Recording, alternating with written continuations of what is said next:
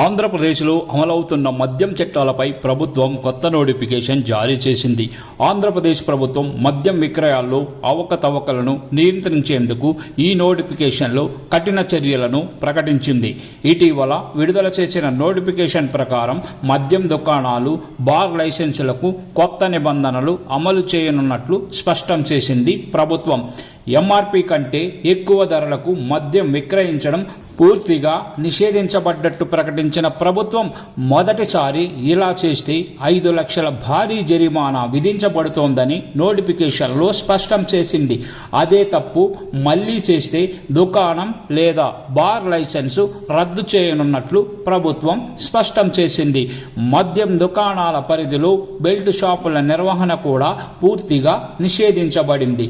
Belt షాపులను నిర్వహిస్తే మొదటిసారి జరిమానా విధించగా రెండోసారి మాత్రం ఆ దుకాణం లైసెన్సు రద్దు చేస్తారు. ఈ నిబంధనలు మద్యం దుకాణాలకే కాకుండా బార్ లైసెన్సులకు వర్తిస్తాయని ప్రభుత్వం ప్రకటించింది. ఈ చర్యలు ఏపీ ఎక్సైజ్ చట్టం సెక్షన్ 47/1 కింద తీసుకోబడుతున్నాయి. ప్రజలకు న్యాయమైన ధరల వద్ద మద్యం అందుబాటులోకి తీసుకురావడమే లక్ష్యంగా ఈ నిర్ణయం తీసుకున్నట్లు ప్రభుత్వం నోటిఫికేషన్లో తెలిపింది.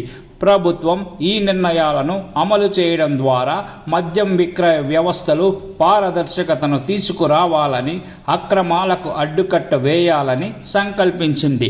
మద్యం వ్యాపారులు ఈ నిబంధనలను ఖచ్చితంగా పాటించడం ద్వారా తమ లైసెన్సులను రక్షించుకోవాలని సూచించింది.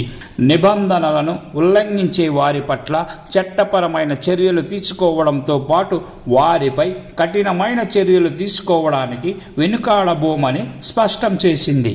ఎంఆర్పీ కంటే ఎక్కువ ధరకు విక్రయిస్తే మొదటిసారి చేసిన తప్పుకు 5 లక్షల జరిమానా విధిస్తారు.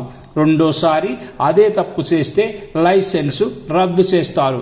ఇక బెల్ట్ షాపుల నిర్వహణ విషయానికి వస్తే మద్యం దుకాణం పరిధిలో బెల్ట్ షాపులు నిర్వహిస్తే 5 లక్షల జరిమానా, అదే తప్పు మరోసారి చేస్తే లైసెన్సు రద్దు చేస్తారు.